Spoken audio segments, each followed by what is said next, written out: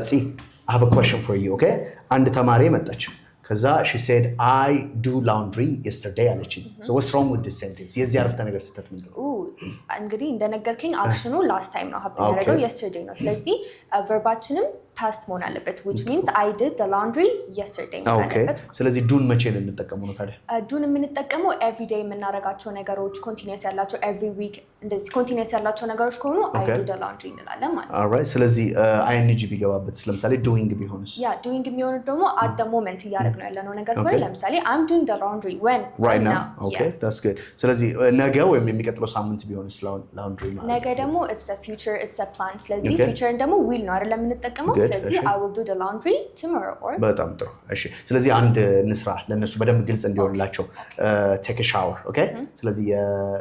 አረፍተ ነገራችን የሚሆነው ስለ ሻወር መውሰድ ይሆናል እሺ ስለዚህ ጧት ሻወር ወስዳለሁ yeah I take a shower every morning በጣም ጥሩ አሁን ሻወር እየወሰድኩ ነው I'm taking a shower right now እሺ ከዛ ደግሞ like ነው ትላንትና ወይም ዛሬ ጧት ሻወር ወስጃለሁ I took a shower yesterday or I took a shower this morning ስለዚህ took is the past of take no